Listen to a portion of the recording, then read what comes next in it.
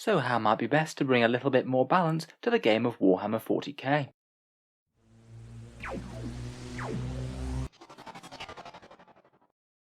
Hello and welcome back to Auspex Tactics, where today we're doing a bit more of a discussion video, talking about game balance in Warhammer 40k, and Games Workshop's options for how they might improve it. I think game balance is perhaps one of 40k's bigger criticisms out there. There really haven't been too many times in 40k's history where there's been more than a few armies competing for the top spots, even despite Games Workshop committing to regular balance updates as they have done for 8th and 9th. In the video we'll talk about what balance in 40k might mean, points changes, rule changes, buffs and nerfs, how balance might be delivered, and finish up with just a few ideas from myself as to how I personally go about helping game balance. So firstly, I would bear in mind that game balance can mean very different things. For example, you can have both internal balance within codexes or the external balance that's between the different factions. Both are kind of important, and you can certainly have codexes that are really well balanced internally, though externally are balanced horribly, and vice versa. I'd say that the internal balance within a codex should be that ideally each unit in the codex has a point to it, and you don't have loads of choices that are just vastly outshadowed by some of the best options, to the extent where there's just really no point in using them in competitive lists.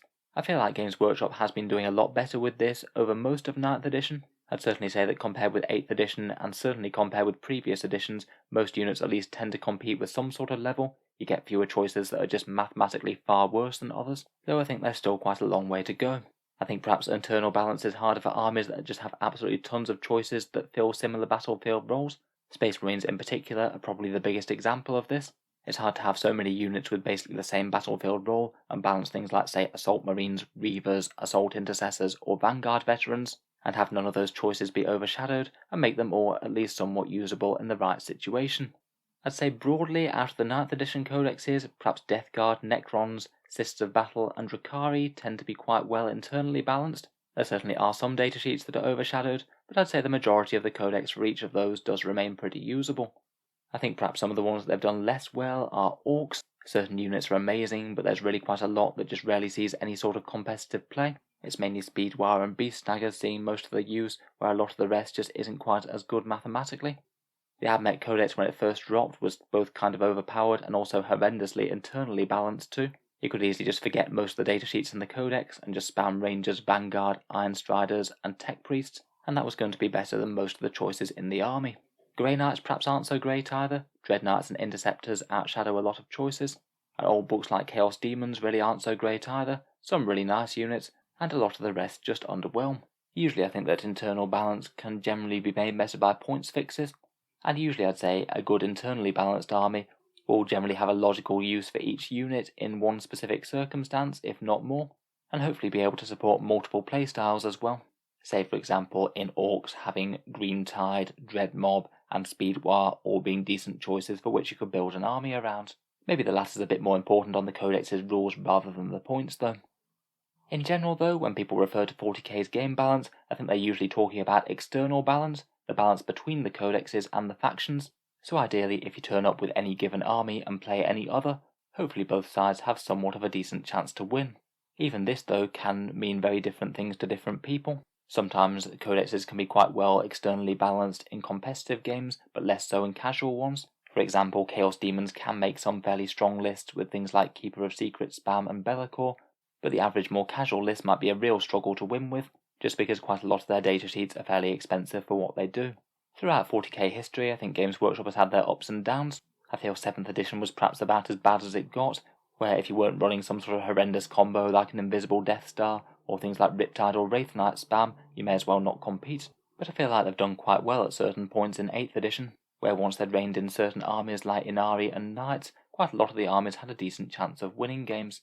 Generally though in 9th edition, it often seems like just a few codexes are really overshadowing the rest. It's particularly bad when you're comparing the top books to ones that haven't had updates for a long time, and it's kind of down to Games Workshop to try and fix things, either with points changes or rules changes, things like the chapter approved books or these new balanced data slates that they're coming out with.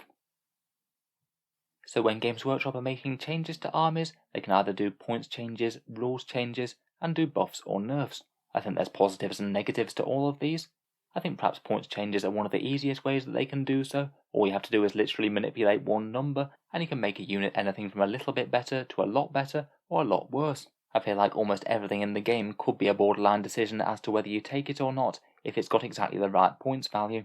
I think that points changes also have the advantage that you don't actually have to change the datasheet or the rules themselves. You literally can just reprint a list of points like they do in chapter approved or PDF downloads, so it can be easier to assimilate rather than a whole ton of minor special rule changes. I think maybe the downside of points changes might be that it could leave certain units feeling weird.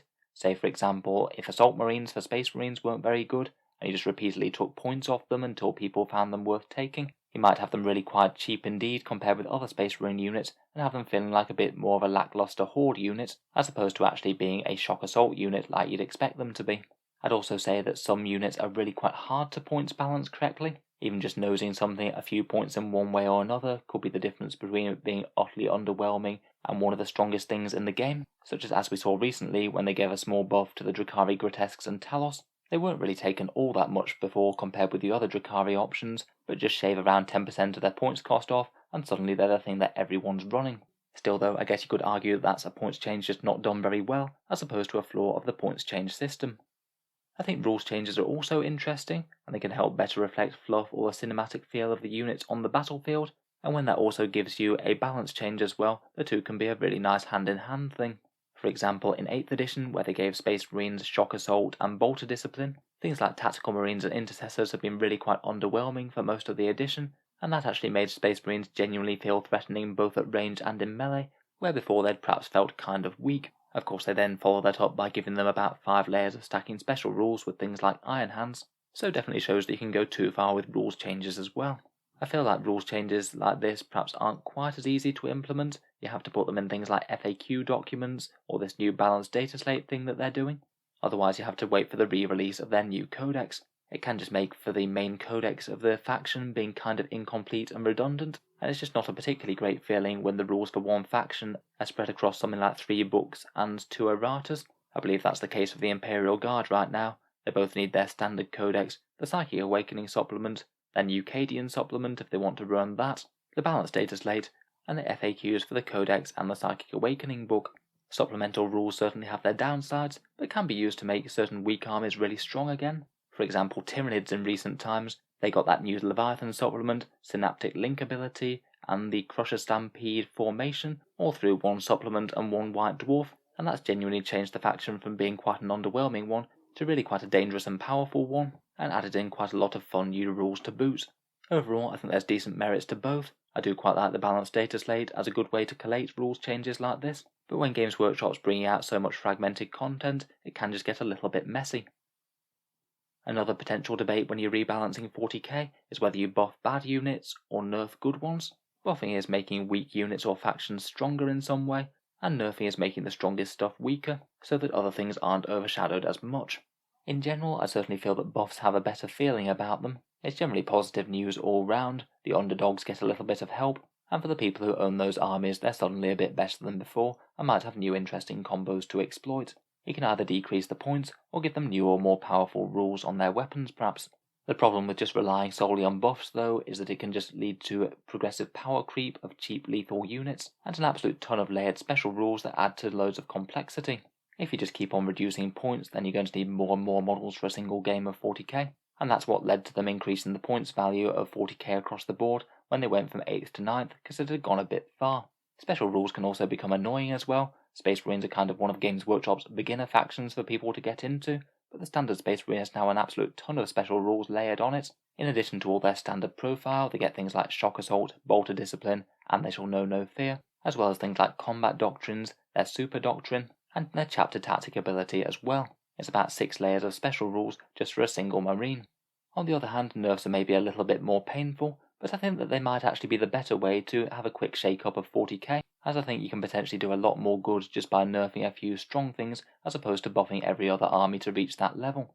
In general, I do feel like it's the outliers that really have problems for the game, the few units or armies that are just getting run all the time because they're blatantly stronger than the other things available. So you could just literally target a few units, bump up their points a fair bit, and all of a sudden you've got a completely different lineup of things that are taking the top spots. I think nerfs can be pretty painful for people who have bought armies based on their rules at the moment, and then all of a sudden a lot of their stuff just isn't anywhere near as good anymore, and that often feels like it's a bit of a Games Workshop sales tactic: buy this stuff, then we'll nerf it so you have to buy something else. I think it's particularly painful when Games Workshop actually removes the option of running them, say for example when they suddenly limited it to just 2 flyers in competitive play. If anyone had 3 or more, then they're going to be kind of annoyed. Or whenever they nerf a unit or faction so badly that it's no longer in any way competitive anymore, and it's just gone to a unit that you'd never really want to use. I think in general Games Workshop's fairly good at not over-nerfing things too much. I think their normal aim is to kick something from being right at the top of the tree to somewhere in the midfield, as opposed to make it absolutely unusable. In general though, I think for the state of the game, just every so often taking a look at all the top stuff and just toning it all down a little way, that's going to be a great way to let all the things that were just below them shine through and be more competitive. I think in general for the health of the game, it's probably best to do around about as many nerfs as you do buffs, though I think Games Workshop tends to err on the side of doing more buffs than nerfs, just because that generally pleases people more and gives people more of a good feeling. So when Games Workshop actually committed to some changes, the next issue is how they actually choose to deliver that to us. There's quite a lot of different ways of them doing that, all of which kind of have their flaws at the moment. I think Games Workshop is kind of in the business of making balance patches in a similar way to how you'd rebalance a computer game, but it's not quite as easy as just downloading the new update file when you have multiple different books of rules spread out all over the place. From a game balance point of view, it would certainly be easier to have a big digital rule system going on and all official rules updates went into that one place, but it doesn't look like they're going to be giving up on their codex system anytime soon, as they've got people relatively happy with buying fairly expensive codexes on a semi-regular basis. The codex system itself is a problem for game balance, as opposed to having all the rules come out at once for the new edition. You're drip feeding new rules into it, and it means that some armies get very good very quickly, and a lot of armies remain really quite bad and underwhelming because they just haven't had the update that they know is coming for them. Such is the fate of armies like Eldar, Chaos and Guard at the moment. They really need their new books in 9th edition to actually make a big impact. Aside from the codex model though, I think in general it would be ideal for us if balance dates were free and easily accessible, and if they're not going to commit to an entire digital rule set, then their PDF releases do seem to work quite well for this. They've had quite a few times when they've just released an entire PDF full of new points values, and that seems to have been absolutely easily accepted by the community, as anyone can get their hands on it by just downloading it. That's one of the reasons that I'm quite positive about that balance data slate as well. That looks like it's going to collate all those changes into one place, so that can be the place that you look for any actual changes to the armies that they've done to rebalance things, as opposed to the FAQs which generally tend to just make the rules work. Again though, similar to their codexes, Games Workshop does seem to want to try and sell us a chapter approved book once a year or slightly more frequently than that, a book that never fails to draw at least a bit of scorn from the community, as it feels like a bit of a paid balance patch to the game. The last one in particular didn't go down so well, as it was basically a reprint of a lot of the same rules, only with some fairly minimal points changes that didn't really change all that much. I feel like chapter approved and the balance data slate might be working kind of at odds with each other, as that kind of guarantees that you're not going to get all of the changes in one place. You can then also debate how fast the update should be actually coming out. Games Workshop seems to get criticism on both sides, both for changing things too quickly and too slowly, and I think that's just more because different people want very different things out of the game of 40k, and they can't really please everyone. If they release a codex and something is a bit too strong, they might well try and rein it in very quickly, but then they can get criticism for things like reactionary nerfs to things that weren't necessarily problems. Say for example, when they toned down the points for Space Marine Outriders, the bike unit that weren't exactly causing any major problems in my opinion. Inceptors and Eradicators were really quite strong at that point, so I saw why they turned those down, but for the bikers, I think they jumped the gun a bit and nerfed a unit that was kind of fine. People also aren't particularly happy when they have a codex come out and they feel like it's out of date because they've already errated it before it even arrives to them, and a lot of people who play the game on a more casual level just can't keep up with the pace of the changes. If you only have time to play about one game of 40k per month, it's a bit annoying if like 2 different balance updaters come out by the time that you're playing the next one. It just means that you're having to put in quite a lot of admin effort per the amount of time that you're playing. On the other hand though, it's kind of annoying when Games Workshop don't address things. If they're going to make big changes to things, in general it's usually better if they do so sooner rather than later, as until then you might just have one army dominating the meta that they haven't been able to balance very well. In the past, when Games Workshop's balance has been discussed, sometimes people want to rebalance things themselves within a community.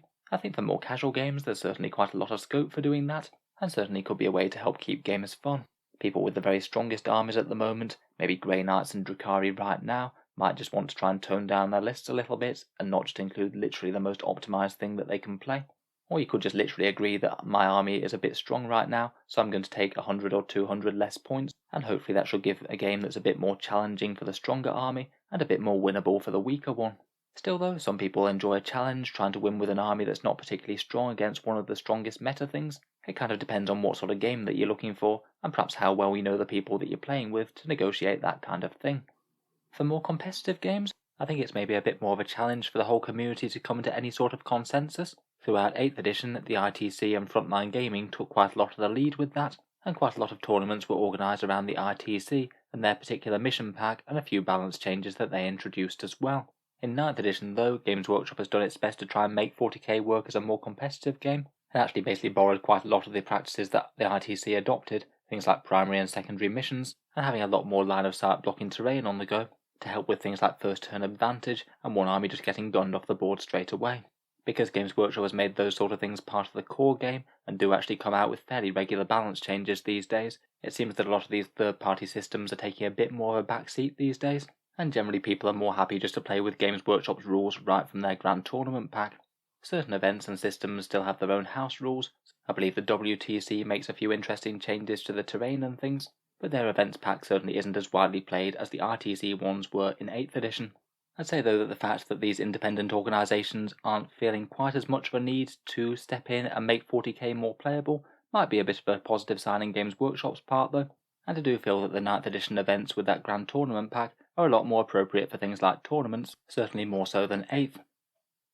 Finally though, seeing as we're on the subject of game balance, just about everyone's got their own ideas as to how they'd rebalance 40k as a whole, so here's just a few ideas for my own first steps. I'd say perhaps for nerfing units, I'd say that perhaps these guys are the most standout ones right now. Things like Grey Knight Dread Knights, Grandmaster Dread Knights and Interceptors, they could all go up by a few points at least. The Drakari Homunculi units that got buffed in the previous points update, they should probably just go back to the points that they were before. I think that Talos and Grotesque were already pretty usable. And for the Tyrannid side, I feel like the Hive Guard should probably go up a bit. With their stats buffs, just the ignores line of sight shooting that they can put out is kind of oppressive for a lot of things, not least the other choices in the Tyrannid army. Other than that, potential units to look at could be a few of the Orc ones. Megatrap Scrapjets and the Squig Buggies might both want a small nerf, as might the Kill Rig for all the things that it does. And perhaps on the Space Marine side, just for a bit more internal balance, perhaps units like the Redemptor Dreadnought and the Volkite Dreadnought could deserve a few points going higher, though I would say that that should be balanced by some reductions on all the Space Marine tanks that nobody takes these days, so that there's a lot more genuinely viable choices for Space Marine fire support. A lot of their armies certainly just need their codexes. Eldar, Tau, Genestealer Cults and Chaos. Genestealer Cults and Tau are certainly getting theirs very soon. It looks like Eldar might well be shortly after that, and hopefully followed by Chaos as well. I sort of feel like any interim balance change is maybe a little bit pointless when it looks like all of their armies might be changing pretty radically in the fairly near future. Obviously some decent points drops in the interim wouldn't go amiss, but really having their 9th edition codexes available would be pretty nice. Otherwise, for the codexes that don't appear to be imminently on the horizon, points cuts for quite a lot of the Imperial Guard aside from their few good units, and I think that both quite a few of the Necron units and a fair few of the Demon units could all do with a few small across the board points cuts to better help them keep up with the 9th edition codexes. I know there's all sorts of things that you could talk about for a whole bunch of different factions, but I feel like that could be quite a good start. Hopefully make armies like Grey Knights and Drakari a bit less oppressive, and propel the 7 or so bottom codexes a lot more towards the mid-tier. Let me know what else you'd change or add to that though. It really is one of the questions where literally every single person's idea is going to be slightly different. So anyway, hope you've enjoyed a bit of a discussion around rebalancing the game of 40k. As always, let me know your thoughts down in the comments. How should Games Workshop go about it, and what should they do? I look forward to having a read. If you've enjoyed the video, then feel free to subscribe to Auspex Tactics, or certainly keep the regular 40k stuff coming, with new videos out just about every day. Finally, if you have been enjoying all the videos on the channel, I would just like to mention that Auspex Tactics does have a Patreon page, and you can find that down in the video description below. It is what allows me to make these videos quite so regularly, so if you are enjoying, any help is greatly appreciated. Channel patrons do get a fair few advantages, seeing certain videos early, regular votes to see what sort of things happen next on the channel, and automatic entry into the regular prize giveaways with the chance to win some really big model kits each month. If any of that sounds good to you, or you'd just like to help out, the link is down in the video description. In any case, a massive thank you for listening, and I'll hope to see you guys next time.